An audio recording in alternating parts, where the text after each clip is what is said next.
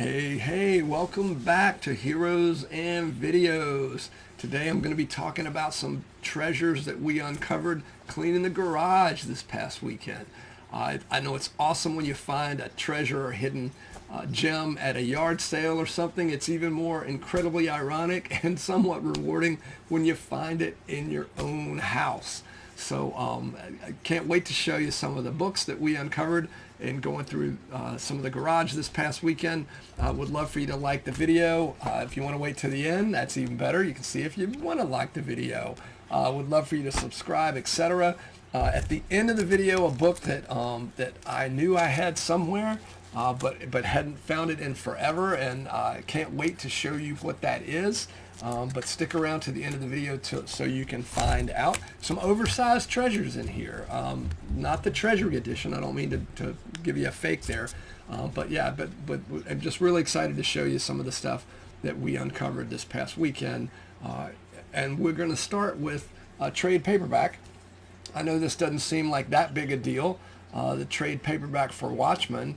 But if I'm reading the inside cover correctly here, this is the first printing of this book, which I know has been printed a million times since. Alan Moore would have been happy, I think, if it had stopped there.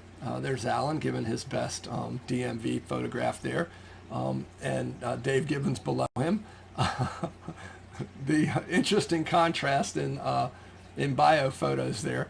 But yeah, this is, if I'm reading this right, in the indica inside, it is a first printing of the trade paperback of Watchmen, and it's a well-read copy because this is where I first read the book. I think I came in on Watchmen about issue 11, which was a bit of a shocker for me. Reading that Ozymandias great bombshell, no pun intended, of a line, not having any idea of what was going on prior to that.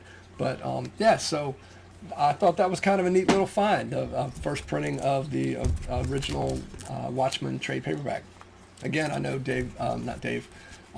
Alan Moore, most upset that it didn't stop with that first printing. The next few are some books, they're not quite that memorable. We're going to get to some better ones here as we go. This is Avengers Legacy 463. It's one of those 100-page monsters Marvel did just for a few issues. It's Kurt Busiek writing it. It is issue 48 of this volume. But it's, I believe it's part of a Kang storyline, but I'm not entirely sure.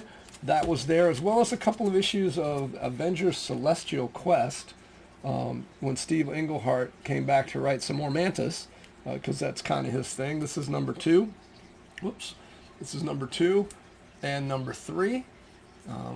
That book just came up recently. Marvel did a kind of a revisiting of that storyline with the Celestial Madonna, which was actually a very good run. Maybe we'll cover it at some point. Next up, you may notice in the background, I've got recreating one of my favorite covers of all time, Captain America 171, and I think I've got the guys positioned back there as they appear on the cover. They're up there primarily because I found some of Christopher Priest's Black Panther run there. You see the Falcon and Luke Cage on the cover of this one. This is number 37, 38, Return of the Dragon Part 1, and 39, which I've always loved this cover, though for the life of me I can't tell you who did it, but it's just a very cool Iron Fist Black Panther cover. I almost said those very words, enough said. It's just a beautiful cover with those city lights in the background. I love the use of that light there. You can almost see the luminescence coming off of those skyscraper windows. The Christopher Priest run for Black Panther really redefined the character. Met him at a Baltimore Comic-Con a couple years ago. I think he's going to be there this year, though don't quote me on that. Hopefully we'll get to see him there again. Those first few issues, that first year really, and then some, of Christopher Priest, and I think Joe Jusko was doing the art, who's probably most known for those Marvel trading cards.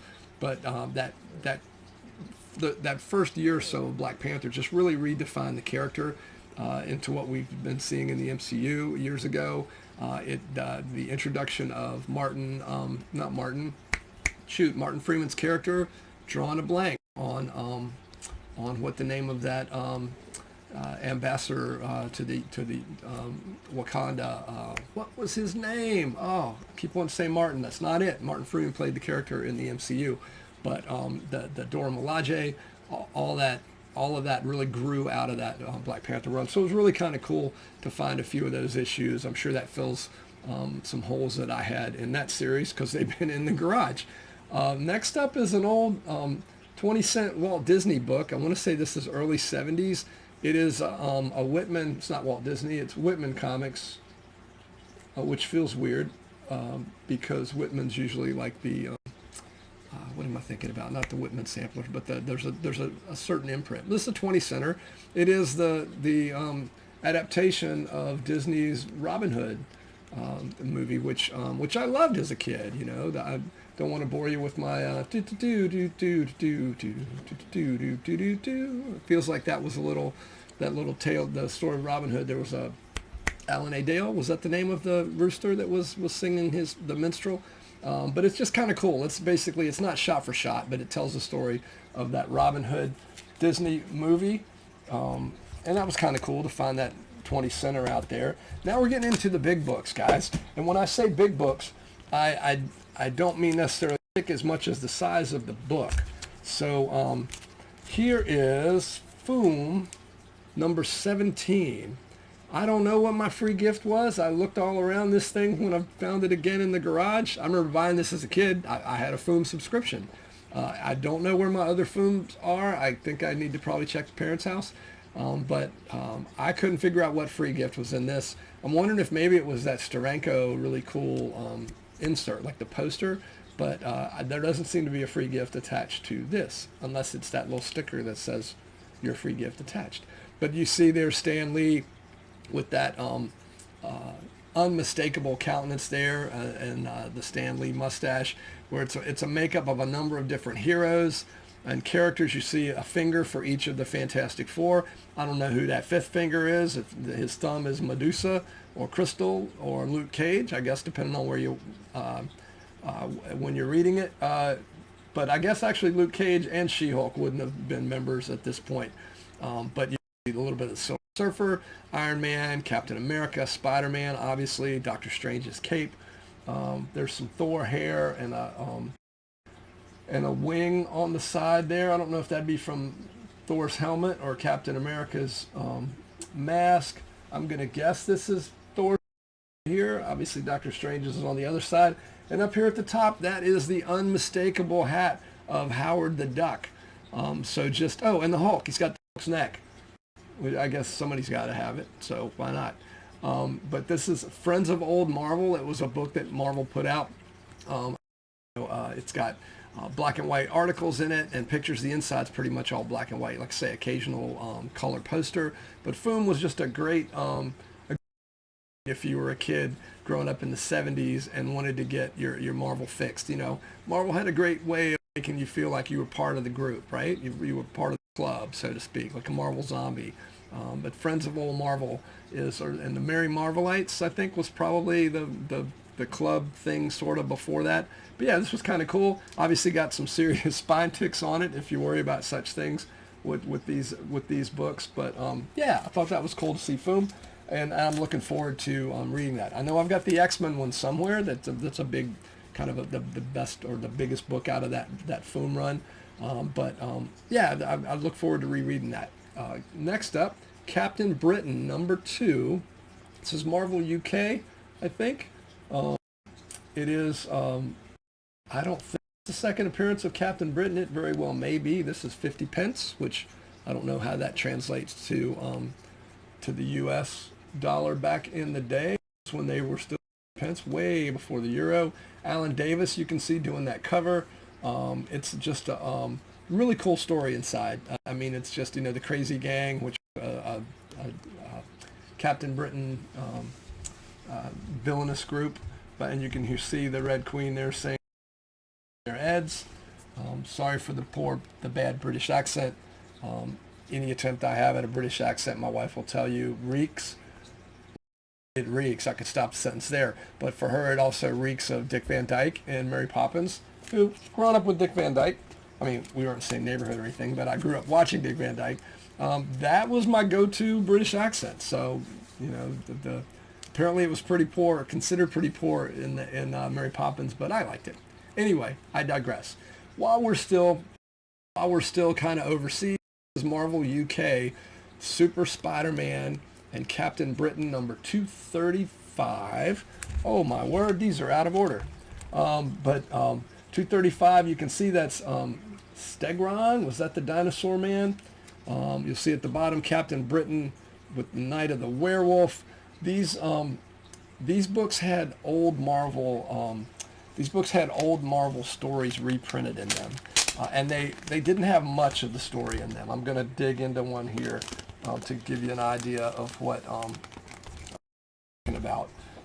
They would have a few issues from, you know, just like a few issues. Here's from Amazing Spider-Man.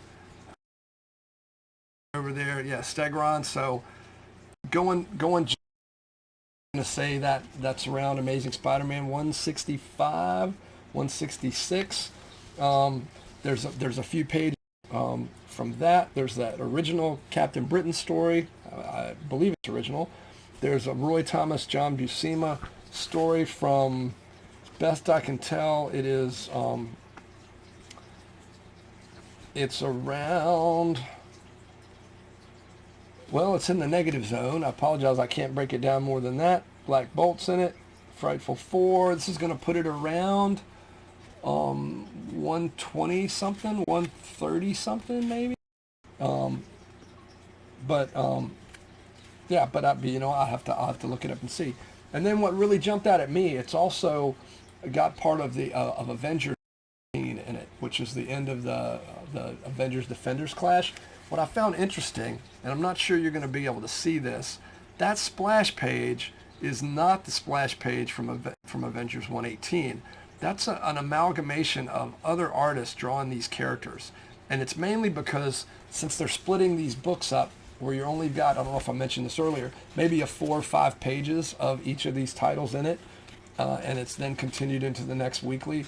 So you've got Amazing Spider-Man, you've got Fantastic Four, you've got Avengers, all in the same book, but it's only about 4 or 5 pages of each of those stories. So they have to kind of make up splash pages because you don't have a splash page every 5 pages in your regular comic book. So at some point I'll do a video comparing that page, that splash page there, to the actual splash page from the book, because this one is I think I just need to do a scan so we can look at it a little closer. And I apologize, these guys were out of order. This is the preceding issue, Super Spider-Man and Captain Britain number 234. You'll see on this one it actually shows you some of the other stories that are in the book.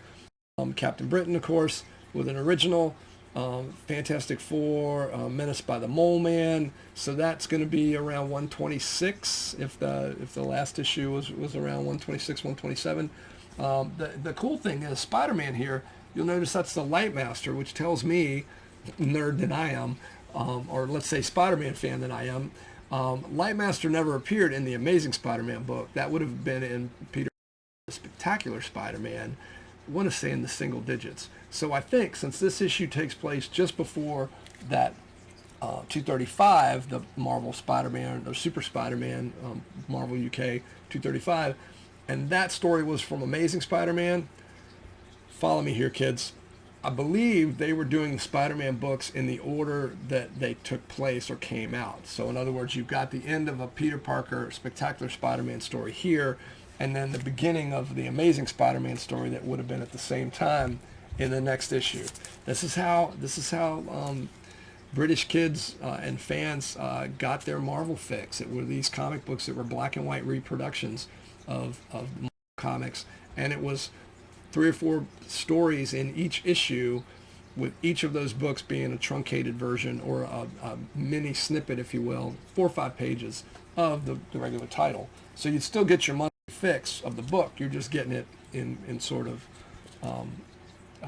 smaller weeklies, if that makes sense. So anyway, we're down to the big 2, at least the big 2 for me, that we found in the garage.